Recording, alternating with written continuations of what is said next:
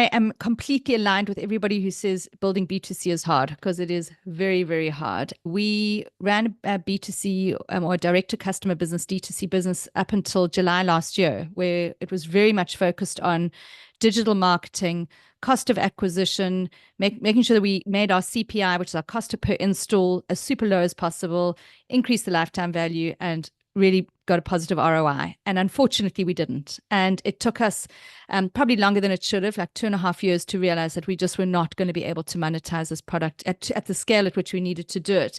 And so we actually pivoted to B2B2C, in fact. Welcome, builders, to How Would You Build It? The podcast that dives deep into the dynamic world of startups and product creation right here in South Africa and Africa. This show is more than just interviews. Every week, we sit down with the brilliant minds to provide a masterclass for building digital products amidst the challenges and opportunities unique to our continent. From seasoned founders to dynamic product managers, we uncover the unique stories and strategies behind some of the most innovative digital products being built. So for all the aspiring founders and product builders out there, you'll discover that each episode is a wealth of practical wisdom and local and actionable insights. Make sure to subscribe or follow wherever you listen to our podcasts, and connect with us on social media for even more content. Now, let's dive into today's episode. Hello, builders, and welcome to another episode of How Would You Build It? And very excited. This is episode 68, and we've got Meg Faure, who's a serial entrepreneur in all things parents and babies, with us today. Meg, how are you doing? Lovely to be with you. Thanks, Rainier. And that's a good intro, right? I mean, you've built so many different businesses in this space, and you're working on something called Parent Sense now. Maybe for an intro, just tell us a bit about Parent Sense, what it is, and how you got into it. Yeah, so Parent Sense is a suite of digital products that make parenting easier, in a nutshell. For any of those founders who are listening, they will know that parenting is probably almost as hard a journey as becoming an owner of a business. And that's the space I play in. So parents are clueless, they are sleep deprived, they're looking for information, and they don't know where to find it. And the modern generation of parents are seeking it through digital products. And instead of going to filter through Google and through the tomes of information that you can find online, I create digital products that are very specific to the baby's age and stage. And we see parents through from pregnancy into preschool, dealing with everything from the health aspects of pregnancy, for an example, through to potty training in toddlers, and then all the way through to early childhood education. So it's quite a broad period, I guess, in somebody's life, but very niche, in that it's very specifically got to do with a baby's development, health, sleep, and so on. That's very interesting. It's a very unique business because it almost has a lifespan, right? I mean, the period from people getting their first child up until, they're out of nappies, I suppose, then you kind of lose a customer. Like, how's it? I mean, you obviously intentionally planned for that, but how's building a business like that, or what are some of the considerations that you need to keep in mind? Yeah, I mean, it's so interesting because I guess before I became an entrepreneur, I'd never heard of the calculation for ROI, which is cost of acquisition over lifetime value, or lifetime value over cost of acquisition. And actually, when you speak about the lifetime value of this customer, it is very short in a period of time. It's really only 5 years. And your cost of acquisition can be relatively high because the digital world is a very, very noisy space, as we know, particularly post-COVID.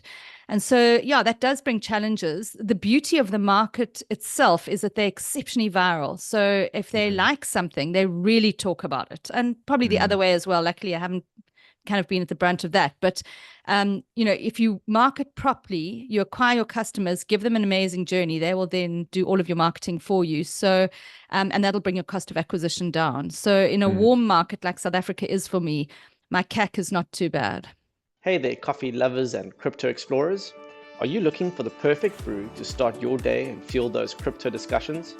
Well, let me introduce you to Crypto Coffee. Their medium roast Arabica beans offer a taste that's out of this world. It's the ideal blend to wake you up and keep you going through all your crypto adventures. Plus, Crypto Coffee makes a fantastic gift for that friend who can't stop talking about the latest blockchain trends and needs a little extra energy to keep the conversation going. So why not grab a bag today and enjoy a cup that's as rich and as exciting as your crypto journey. Crypto Coffee, where every sip feels your passion for crypto. I love that, and I love that you dive into the matrix straight away, because I think this is stuff that entrepreneurs find really interesting. Because, I mean, if you just break it down simply, I mean, you keep someone for 5 years, right, on average, right? Mhm. So the objective really is, how do you make the most kind of income from one person that over a 5 year period, and get that money as soon as possible, right? So going to your website, one of the things you offer is a lifetime subscription. And I'm assuming the thinking from that comes from saying, someone signs up for lifetime, the perception is it's high value for a once-off fee, but you actually cover, it's higher than your ROI might be if you get someone in some different channel or different way. Yeah, I mean, it actually, to be honest, it has been a real challenge. When we started off with this particular product, it was very much D2C focused. So we said, let's try and make sure that we can maximize this very short lifetime with as many products as possible. So we've actually got a few digital products. We've got the mobile applications, which are available through both the iOS and Android store, and then we've also got the chatbot, which is also paid for separately, and then we've got all of the courses that people can take as well. So we try and give them quite a bit in quite a narrow Okay. period of time. However, one of the things that we noticed, and our business was actually born on the 27th of April 2020, so like right in the middle of lockdown. That's like a month after Cyril's first speech. Exactly. It was on Freedom Day as well. So it was like all happened at once, and we weren't ready to go earlier in lockdown. I would have loved to have started earlier, but our MVP was ready to go in April. And we really try to monetize. And in the early days after COVID, people were still paying for digital products a little more than they are now. Things have changed dramatically because of how much digital content is free for the consumer, and it's not quality, but it's free. People really are hesitant to pay. And so, I mean, I'm sure most of our listeners and you have probably had the experience where you've wanted to really use an app, and then you've looked at the price and you've thought, I can get this online, on YouTube, or I can get it in a podcast for free. And so actually monetizing this market, even though we have found product market fit with the product and the market, we really haven't in terms of getting our customers to pay for it. So we've had quite a journey and quite a big pivot that we've had to do over the last kind of 5 years. And I think, I mean, you mentioned that you sell courses as well and those kind of things. And I think that kind of brings a bit of flexibility to the model, right? So if people don't buy subscriptions, you can at least sell courses to them. And Exactly. those two dovetail a little bit over each other, which I think is good. But I mean, Meg, I'm personally interested. Like, how do you convince someone of something of value that's behind a paywall? Because we've got a premium subscription, and we've experienced a similar things. Like, people think, oh, I can get this stuff elsewhere, but then if someone signs up, they go, wow, this is really valuable. Like, there's so much more depth to the specific topic I'm interested in, even though the perception is, it's something you can get online. So what are some of the things that, or some of the ways that you have discovered and that helps actually communicate that value? Well, I mean, the first thing is that we meet people at a very, very specific pain point. And, I think that's absolutely critical, because people are prepared to part with money for digital products if it's going to solve something for them. So Okay. the first thing is to really know that you've got a pain point, that people know that they can't just go out there and find any information to solve it. It's very specific, very niche. And they want that information now, like they're in pain today. And something like sleep deprivation, when something comes across your timeline that says, I can get your baby to sleep through the night, they'll jump in with both hands. So that's the first thing, is really That's like understand. a 2 a.m. purchase. I'm like, where's the credit card? Exactly. Let's go. Exactly. So that's the first thing, is that we meet them at a real pain point. And then the other thing is that we have to have a really, really warm market. And the way we have a warm market is by being a trusted voice. And I think that's where a lot of digital products go wrong, is that they don't build the trust, the community, the sense of this, this is something that is going to have value because I trust it. And so I spend quite a bit of time building that, trust with my community. I do an enormous amount for free that doesn't cost anything, like my podcast, which is called Sense by Meg Faure. Parents are on there, and actually that's probably one of my highest and best acquisition funnels, because people learn to trust the free information, and then they think, well, if I got that for free, then the paid for information must be even more valuable. Exactly. Yeah, so it's for a front-loading value, building authority. But I mean, Meg, you've been doing that for a very long time. I mean, you've written many books. Like, I mean, maybe share a bit about your journey of creating authority in the space that, I mean, most people that have kids have seen some of your books or heard about your brands somewhere. But maybe speak about that journey, because a lot of people look at that, they go, oh, you just do a lot of things, but nobody knows it's a 20-year journey, right? Or how long has it been? Yeah, if you take into account my private practice before I started writing, it's a 25-year journey. And yeah, it started off with me being an occupational therapist and deeply passionate about helping parents with their babies who had problems. But quite quickly, I realized that actually a lot of those problems that people were bringing were not in dysfunctional or neurodivergent children, but actually in typically developing children that we all experience. And so the first thing that I did out of that practice was write books. I've written 8 parenting books. Baby Sense and Weaning Sense are probably the 2 most well-known. Baby Sense, when that was published, I can remember saying to my husband, when this hits the shelves, you've got to go into every bookshop and buy them, because I don't want to look like an idiot that I don't have any books selling. And then we got really lucky. We had an interview on 702 with Gay Davis back in the day. And, she was just such an authority in journalism, and literally sold out the books in the first 2 weeks. Wow. And then it became a bestseller. So that was the early part of the journey. And then from there, we'd always wanted to have a business that didn't rely on my time only. And, when you're an OT, you're just selling time. It's, like any other consultant. And so we then decided we'll leverage the name of the bestseller, Baby Sense, and we'll build a product brand. And that was my first business, which I started in 2005. And that business, so that's actually, gosh, that's 20 years ago, yeah. And we had about 8 different parenting products, and we were distributing through all the big guys, all the way down to Woolworths, who had a contract with us to manufacture under license, Dischem, Baby City, and then we went global with that. So that went into the US and the UK, and I sold that business in 2014. So that was a 10-year journey there, and then and that was physical products, huh? Yeah, those were hard products. So we called them baby softs because they were all manufactured out of fabric, as opposed to baby hards, which are things like prams and bottles and dummies and so on. Okay. So they were predominantly fabric products. We manufactured them in South Africa at times, then moved to Thailand, then to China, and then back to South Africa. I had to learn about CMTs, about ratings on fabrics, about, all that type of thing. It was quite a journey.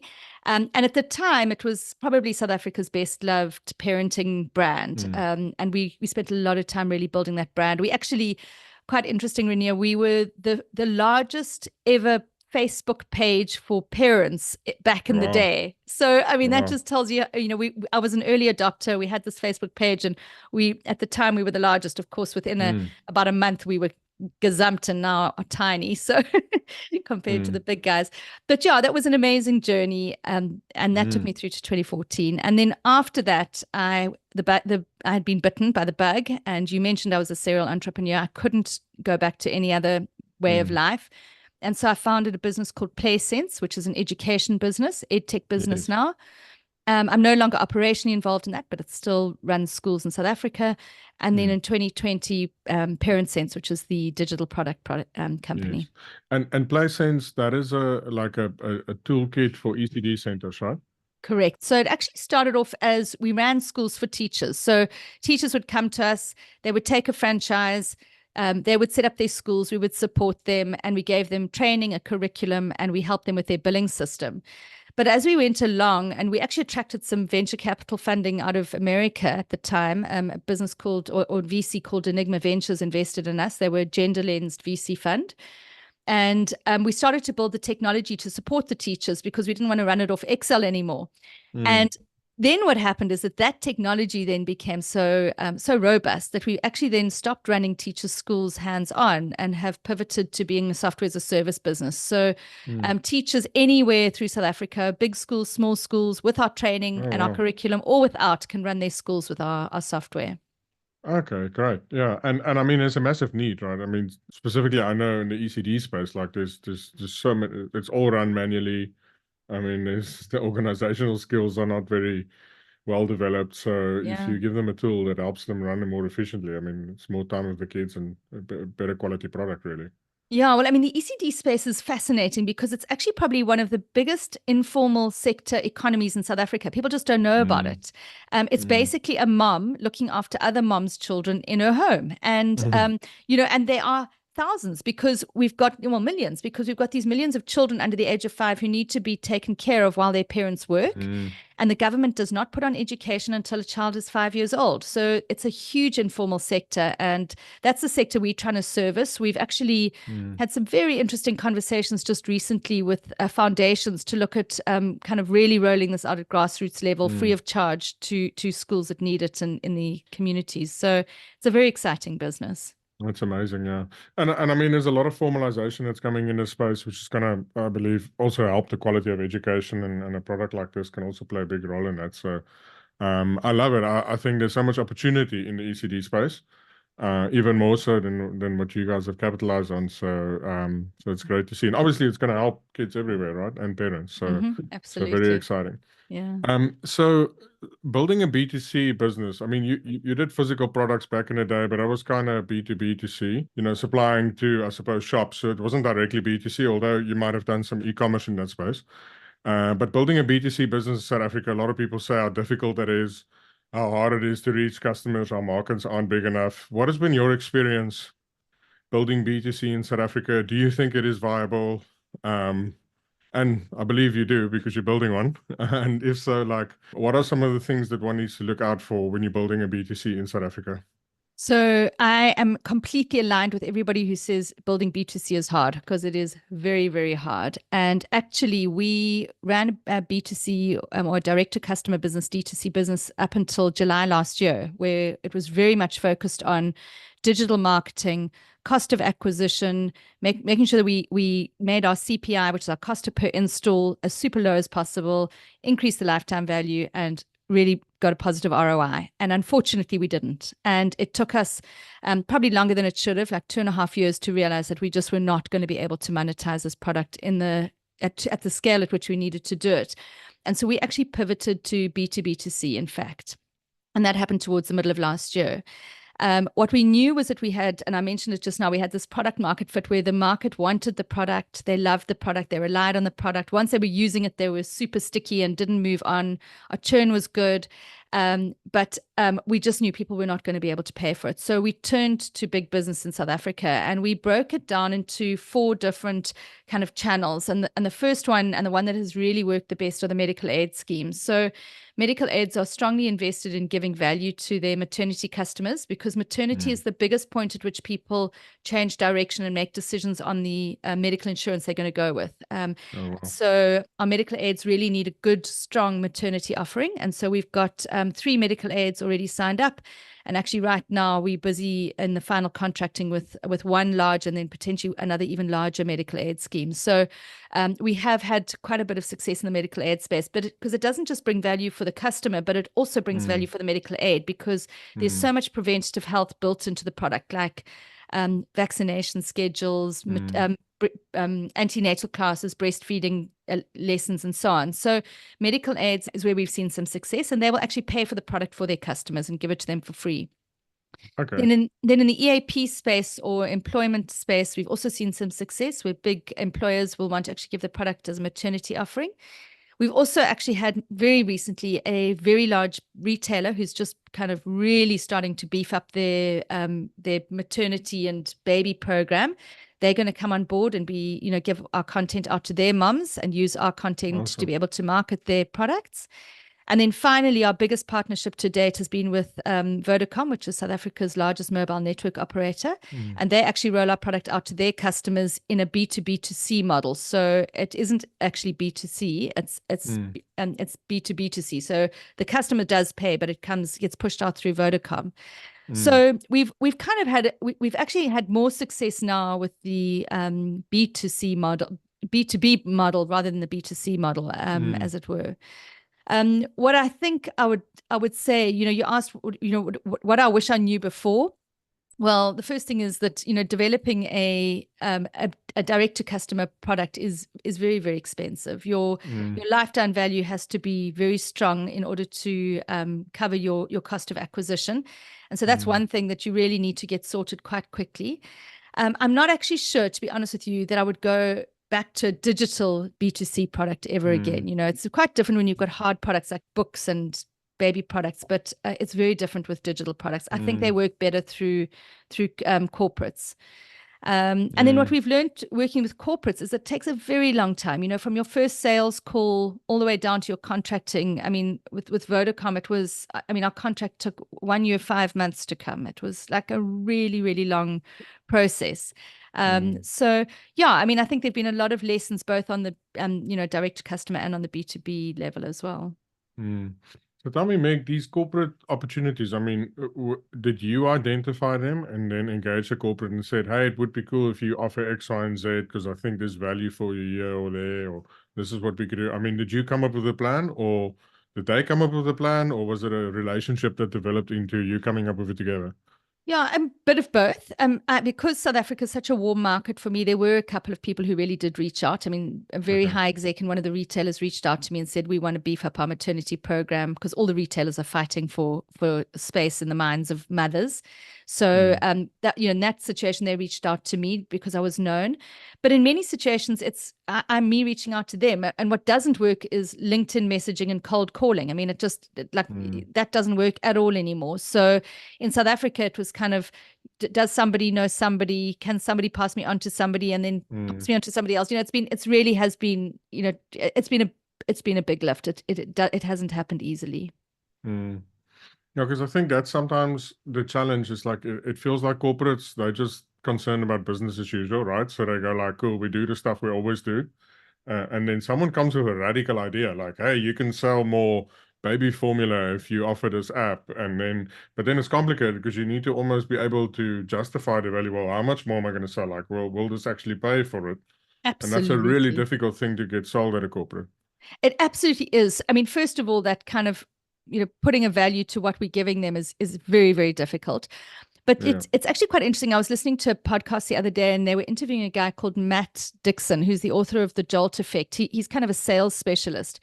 And he said, if when you're in the sales game, particularly if you're in the software as a service sales game, people have often play the card of FOMO, like you really must have this because if you don't get it, your competitor might get it and it'll put you ahead and whatever. So there's this kind of FOMO effect. And he says that's absolute rubbish. He says people don't make decisions based on FOMO, but based on FOMO, or there could be another word, but fear of mucking up, or, and fear of mucking up is the biggest thing that stands in your way of closing a deal because nobody in a business wants to be the fall guy, to be the person who's actually signed up quite an expensive product offering that then doesn't deliver its return on investment. So that for me has been a massive challenge. I can go round and round in circles. I can think I've got it over the line and then they ghost you and they're dead silent. Then you've got to start again. It's actually so silly because there used to be this statement. I don't think the statement holds true anymore because I think times have changed too much. But they used to say like nobody's ever gotten fired for buying SAP. Yeah. Right. So the enterprise software. SAP, yeah. And it's like, you can come with something way better. They're like, I'm not going to risk it. Like, we're just going to buy SAP. And if someone asks a question, we'll just go because that other company also buys SAP. So obviously buying SAP wasn't a mistake. It must be something else. And in fact, Matt, in this podcast talks about that exactly because he says, they'll just go with what's safe. And in fact, just this morning, interestingly, I had my biggest ever clinical due diligence done with the largest medical aid scheme, and speaking through with the doctors, the clinical doctors board, about the risk in our product, which of course we just don't have risk. We have built it in a way that it is as risk free as it possibly can be, but the fact that it's digital, the fact that it's not necessarily something they can control is really, really scary. So I had my full panel of all my medical advisors in the call with me, so we can really justify exactly what we're doing, but it is that fear of mucking up. And I think, you spoke earlier about building authority in a space, and I think content is a great way to do it. I love that you spoke about the podcast and, all of your writing, because, that's such a missed trick by a lot of people, because if you build content over a long period of time, you establish trust and you build authority, right? And that trust and authority gets you a foot in the door with a brand, right? Yeah. And now that brand becomes a reference point to tell another brand, but hey, those guys bought it, so no one's gotten fired over there for buying it. Yeah. Now you can speak about Vodacom, and after Vodacom, you can speak about the medical aid. So it's almost that thing of the journey is start with building trust and authority, and then step into, getting that first customer, and that customer becomes a bigger customer, bigger customer, bigger customer. Would you say that was your experience? Like authority layer first and then into... Absolutely. Look, I think, and what's quite interesting, I guess I got lucky as well in that when I was building content, people were prepared to consume content that was super deep. So I could write a whole book. I could have like long articles. I could have webinars. I had seminars that ran across South Africa that were full day seminars for parents. We ran that from 2004 to 2019. So I could go super deep. Now, if you're wanting to create content, you've got to be super light, very agile, tiny bite-sized chunks, get people to believe in you, even if you've got like deep gravitas on a subject matter, but you've got to do it in like 30 seconds. And it's really, really, it's a very scary world because there are people with no authority who now have a position of authority because they can create good content. So, the world is really, it's a really tricky space to come in and create authority for yourself in the current space, which is actually why podcasts are so awesome, because you can go deep and people want to listen to podcasts. And the consistency with that, right? Because I think a lot of people that just create content because they want to get likes on a specific topic, after a time they get bored of it and they jump onto something else, right? But in your case, I mean, you've been deeply passionate about this topic. So it's, I mean, you just mentioned earlier, you've got more than 100 episodes on your podcast. So, I mean, you've been doing it forever. Yeah, And you we can keep haven't doing missed it a because you week. love doing it. Absolutely. And I'm fascinated by it. And also, I mean, I think that speaks to the fact that I've got meaning, like real meaning. I know why I'm doing what I'm doing. I'm not doing it. I'm not doing the podcast to build likes. I'm doing it because there's real content to be shared. So Meg, on that topic, I mean, subject matter experts, like often I find founders, they build businesses because there's a massive opportunity and they can make money in it. Like, I mean, do you think that's something that you can do? You just spot an industry and you see, oh, there's money to be made, and then you go for it and you sustainably push it through? Or how important is it to actually have a passion and a deep understanding of the specific space that you're operating in as a founder? No, I think it's incredibly important. And there are a few reasons for that. One of them is that being an entrepreneur and owning a business and running a business is pretty much the hardest thing you'll ever do. I mean, it compares, as I said, to the early stages of parenting, except it really doesn't end. It's like it's really hard until you exit. I've worked that one out. There's always a challenge. And because it's so hard and the lows are so low, you've got to really know why you're doing what you're doing, and so it has to have meaning. And so I don't see how anybody can start a business up for reasons of profitability or making money. For me, I mean, obviously you have to do that, but for me, there has to be a deeper meaning. And I think that's why, people who are subject matter experts actually do well in businesses, because they really know why they're doing what they're doing. They understand, and that can carry them through the lows. The second reason why subject matter experts are why I think it's a brilliant position to come from, is that you really understand the problem. Whatever your subject matter is, you understand the problem. And I don't know if you've ever heard Yuri Levine speak. He's the guy he's a double unicorn, founded Waze, the navigation app, and he's an exceptional guy. And he recently wrote a book that was called Fall in Love with the Problem, Not the Solution. And if you've heard him speak on it, it's very compelling, because he says, the biggest mistake people make is love their solution and not love their problem. And when you're a subject matter expert, you deeply love your problem. And so for me, there hasn't been a thing that I have done that isn't around the problem of parenting. And I'll keep going back, because I can see the problems and I can see they need to be solved. So yeah, I think being a subject matter expert is very important. And then my final thought on being a subject matter expert is that I think there are a lot of skills you can hire. Like, you can hire an accountant, you can hire yourself a lawyer, you can hire yourself, a pattern maker. But you can't really hire vision. You can impart vision, but you can't hire vision. And that vision has to come from somebody who really understands their marketplace. And usually that's the subject matter expert. And ownership plays a big role in that as well, right?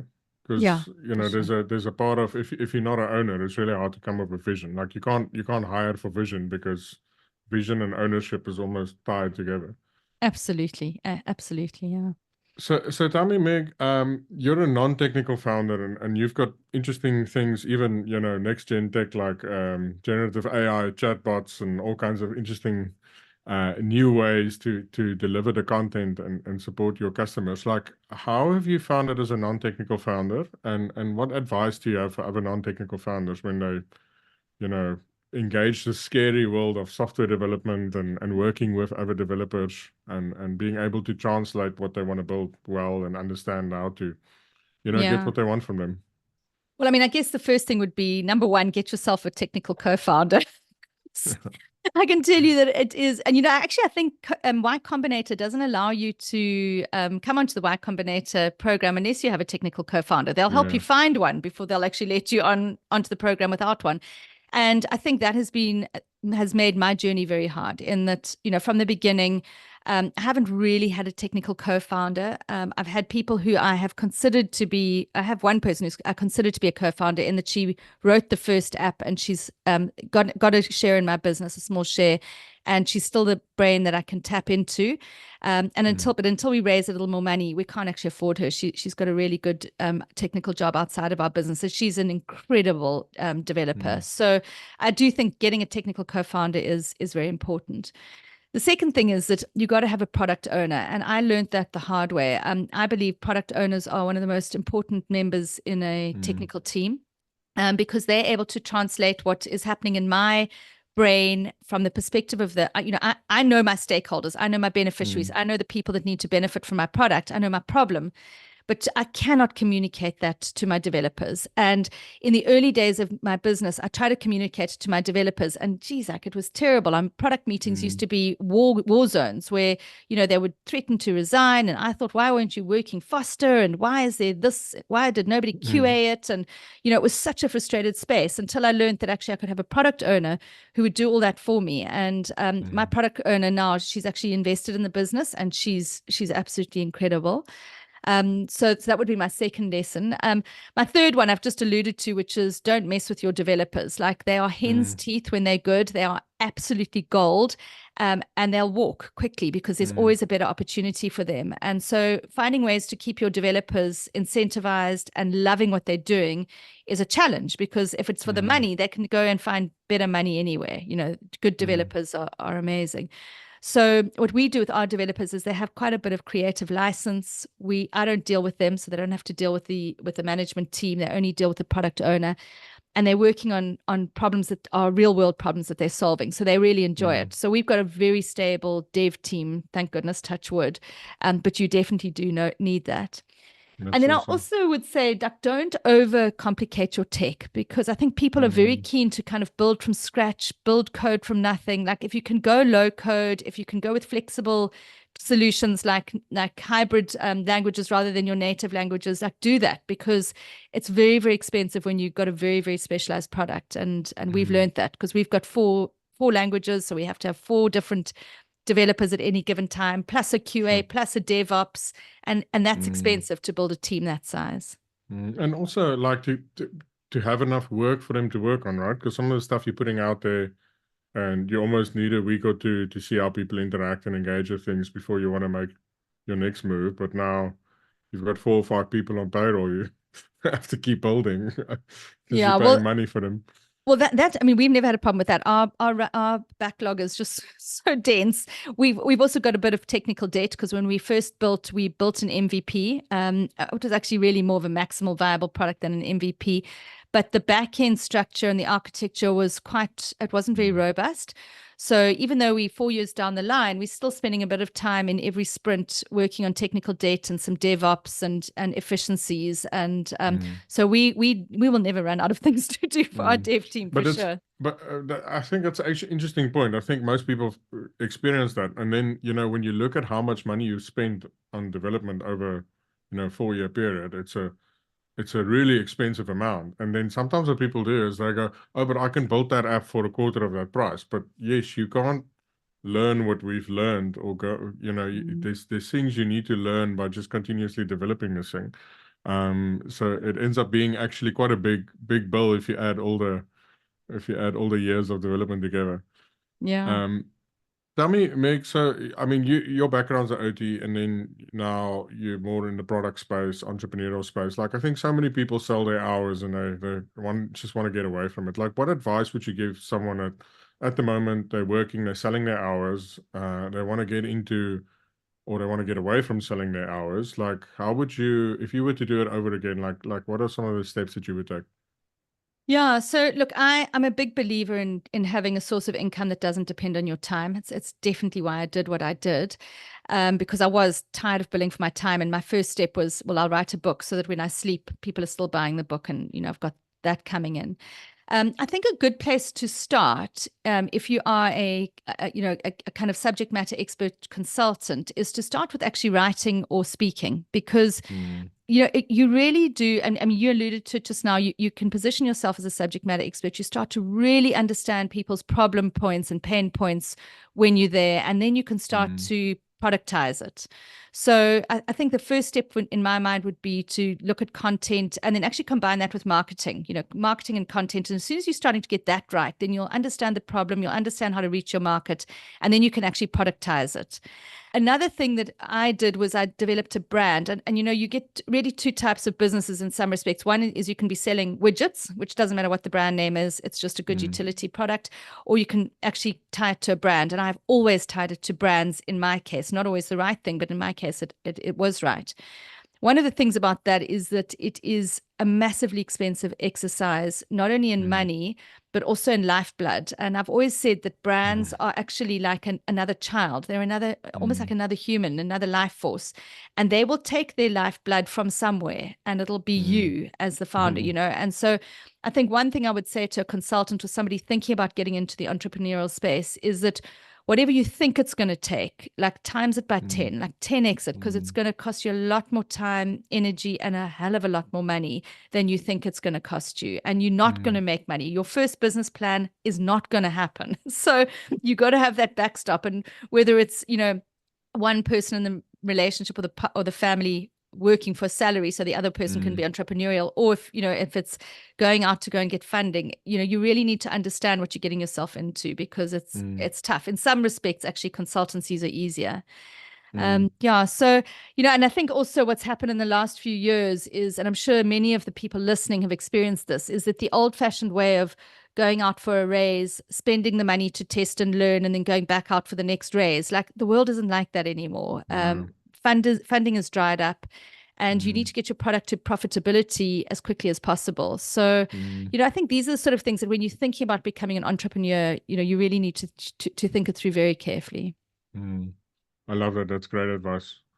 Thanks so much, Meg. It's really been exciting having you here, and I loved speaking to you. I can hear you've thought about a lot of different things and a lot of different businesses that you've been involved in. So thank you so much for sharing your wisdom. And if you want to check out more about what Meg is doing, go check out her podcast.